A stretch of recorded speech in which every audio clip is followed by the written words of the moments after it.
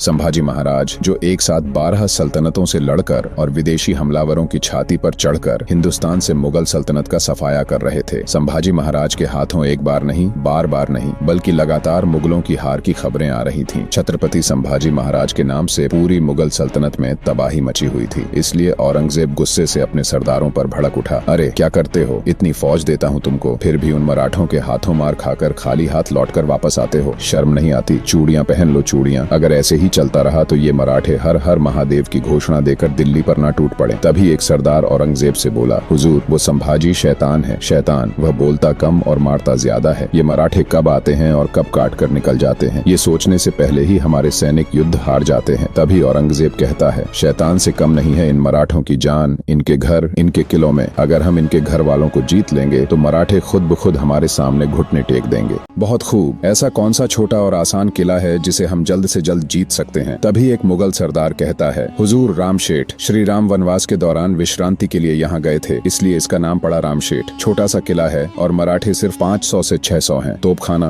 बारूद कुछ नहीं है उनके पास। औरंगजेब बोला, कौन है इस दरबार में जो इस किले पर मुगल सल्तनत का परचम लहराएगा? तभी एक सरदार शहाबुद्दीन खान आगे आकर बोला, हुजूर मैं लहराऊंगा परचम, मैं लूंगा इस किले को मुगल सल्तनत में। औरंगजेब बोला, बहुत खूब, खुदा के खातिर बस एक जीत दिला दो। जब से दक्कन में आया हूँ हार ही हार देख रहा हूँ, तरस चुका हूँ एक जीत देखने के लिए। कितने दिनों में जीतोगे इस किले को? शहाबुद्दीन खान बोला, हुजूर एक दिन में, आज गया और कल किला जीत कर वापस आया। उसकी इन बातों से बादशाह औरंगजेब बहुत खुश हुआ और उसने शहाबुद्दीन को तोपखाने, बारूद और 10,000 की मुगल फौज देकर रामशेठ किले की तरफ रवाना किया। अब शहाबुद्दीन खान की मुगल सेना ने रामशेठ किले पर घेरा डाल दिया। मुगल सेना किले के आधे तक पहुंच चुकी थी, लेकिन किले के ऊपर 600 मराठे एकदम चुपचाप खड़े थे। शहाबुद्दीन को लगा कि मराठे बिना लड़े भाग जाएंगे। बड़े उत्साह के साथ उसने मुगल सेना को आदेश दिया, चलो आगे बढ़ो। मुगल सेना तेजी से आगे बढ़ रही थी, लेकिन मराठे पहले ही सतर्क हो चुके थे। जैसे ही किलेदार ने इशारा किया, मराठों ने अपनी पूरी ताकत से मुगलों पर पत्थरों से हमला शुरू कर दिया। पत्थरों के इस भयानक हमले से मुगल सैनिक खून से लथपथ होकर तड़पने लगे और अपनी जान बचाकर भागने लगे। एक बड़ा पत्थर सीधा शहाबुद्दीन के सिर पर लगा, जिससे उसका सिर फट गया और वह घायल हो गया। शहाबुद्दीन ने घायल अवस्था में कहा, कैसे भी हो इस किले को जीतना पड़ेगा। बारूद का इस्तेमाल करके इस किले को ही उड़ा देना होगा। न रहेगा किला, न रहेंगे मराठे। लेकिन जैसे ही रात हुई, मराठे किले से नीचे उतरे और मुगल छावनी में घुसकर मुगलों को काट डाला। बारूद लूट लिया और जंगल में जाकर लकड़ियों के तोप बनाए और उन्हीं की बारूद से उनकी छावनी उड़ा दी। शहाबुद्दीन ने हर एक कोशिश की, लेकिन हर बार मराठों के हाथों हार और बर्बादी के अलावा उसे कुछ नहीं मिला। शर्म के मारे शहाबुद्दीन खान रामशेठ किले को छोड़कर वापस चला गया। पर औरंगजेब हार मानने वाला नहीं था। किसी भी हालत में उसे रामशेठ किला चाहिए था, इसलिए उसने अपने सौतेले भाई बहादुर खान को भेजा। लेकिन अंत में बहादुर खान भी मुंह काला करके वापस लौट आया। अब पानी सिर से ऊपर जा चुका था। अब औरंगजेब समझ चुका था कि मराठों को रोकना उसकी औकात से बाहर है, लेकिन उसने हार नहीं मानी। उसने मुगल सल्तनत के सबसे ताकतवर सरदार फतेह खान को रामशेठ किले की जिम्मेदारी सौंपी। लेकिन मराठों ने फतेह खान को भी चारों खाने चित कर दिया। अब मुगल सेना में अफवाह फैल गई कि किले के ऊपर इंसान नहीं बल्कि भूत रहते हैं। कुछ कहने लगे कि भगवान श्री राम खुद किले की रक्षा कर रहे हैं। मुगल सैनिक आपस में कहने लगे, हम इंसानों से तो लड़ सकते हैं पर भूतों से नहीं। फतेह खान ने इन बातों को नजरअंदाज किया, लेकिन जब उसके सैनिक डरकर भागने लगे तो उसे भी चिंता होने लगी। तभी एक मुगल सैनिक ने कहा, हुजूर इस काम के लिए हमें काले जादू करने वाले तांत्रिक की जरूरत है।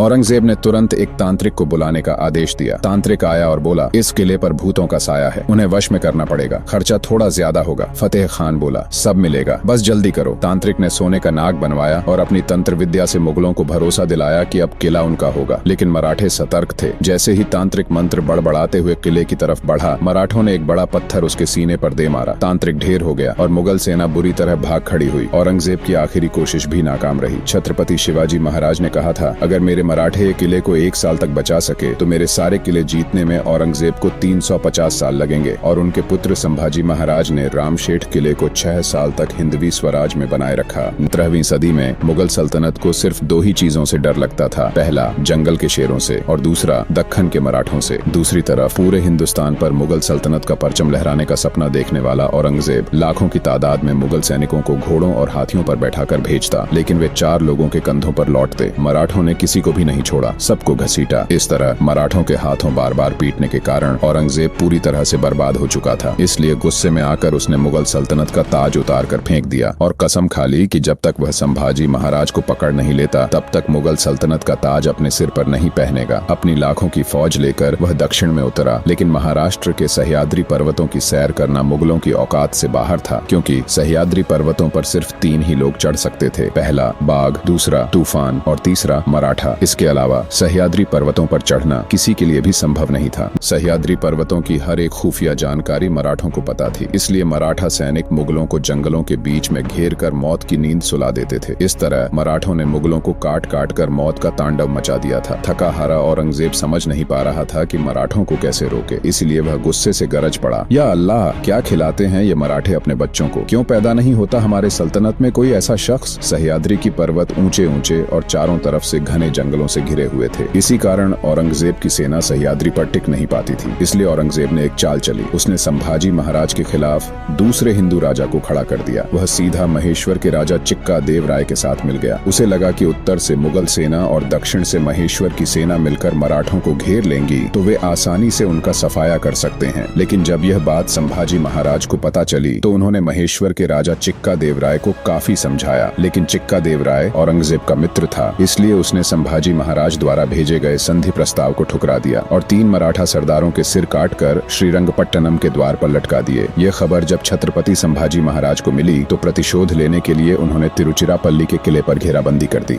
महेश्वर राज्य पर हमला कर दिया। महेश्वर की सेना और मराठा सेना के बीच भयंकर युद्ध छिड़ गया। मराठा हर हर महादेव की गूंज के साथ महेश्वर की सेना को चीरते हुए आगे बढ़ रहे थे। मराठों ने महेश्वर की सेना पर अग्निबाणों से प्रहार किया, जिसमें चिक्का देव राय की सेना और उनके सारे सैनिक जलकर खाक हो गए। मराठों के आगे महेश्वर की सेना ने घुटने टेक दिए। चिक्का देव राय संभाजी महाराज से इतना डर चुका था कि युद्ध का मुआवजा चुकाने के लिए वह सामने तक नहीं आया, बल्कि अपने छोटे भाई को आगे कर दिया। इस तरह छत्रपति संभाजी महाराज ने महेश्वर के राजा चिक्का देव राय को भी ठिकाने लगा दिया। उस समय पूरे दक्षिण भारत में किसी की हिम्मत नहीं थी जो संभाजी महाराज से टक्कर ले सके। दक्षिण भारत में हार खाने के बाद अब औरंगजेब गोवा के पुर्तगालियों के साथ मिल गया। गोवा में पुर्तगालियों द्वारा हिंदुओं को जबरन धर्म परिवर्तन कराने की घटनाएं चरम सीमा पर थीं, लेकिन संभाजी महाराज भी कहां रुकने वाले थे। जब उन्हें गोवा में हो रहे हिंदुओं के अत्याचारों की खबर मिली तो उन्होंने तुरंत अपना मोर्चा गोवा की तरफ बढ़ाया। हिंदुओं का धर्म परिवर्तन करने वाले पुर्तगालियों को पकड़ पकड़ कर पेड़ों से लटकाया गया। अफ्रीका से आए हुए सीढ़ियों को भी नहीं छोड़ा गया। यहाँ ध्यान देने वाली बात यह है कि इस हिंदुस्तान की धरती पर छत्रपति संभाजी महाराज एकमात्र ऐसे योद्धा थे जिन्होंने अपने 9 साल के शासनकाल में 120 से भी ज्यादा युद्ध लड़े और आश्चर्यजनक रूप से एक भी युद्ध नहीं हारे। एक अजेय योद्धा जिसे कोई हरा नहीं सकता था। संभाजी महाराज और औरंगजेब के लगातार युद्धों के कारण दक्षिण भारत की आदिलशाही और कुतुबशाही सल्तनतें हिंदुस्तान के नक्शे से गायब हो गईं। अब औरंगजेब समझ चुका था कि वह खुले मैदान में संभाजी महाराज को हरा नहीं सकता, इसलिए उसने उनके खिलाफ षड्यंत्र रचना शुरू कर दिया। एक दिन संभाजी महाराज अपने सैनिकों को दूसरी तरफ भेजकर राजनीतिक कार्यों में व्यस्त थे, तभी कुछ गद्दारों ने धन की लालच में उनके गुप्त रास्ते की जानकारी मुगल सरदार मुखर्रब खान को दे दी। बिना समय गंवाए मुखर्रब खान की 12,000 की सेना ने संभाजी महाराज को चारों ओर से घेर लिया। 8 लाख की सेना उनका कुछ नहीं बिगाड़ पाई थी, लेकिन अपने ही लोगों की गद्दारी के कारण वे 12,000 सैनिकों से घिर गए और पकड़े गए। संभाजी महाराज और उनके मित्र कवि कलश को कैद कर लिया गया। जब यह खबर औरंगजेब को मिली तो उसने आदेश दिया कि इन दोनों काफिरों को विदूषक के कपड़े पहनाए जाएं, दर्दनाक यातनाएं दी जाएं और पूरे शहर में ढोल नगाड़े बजाकर घुमाया जाए।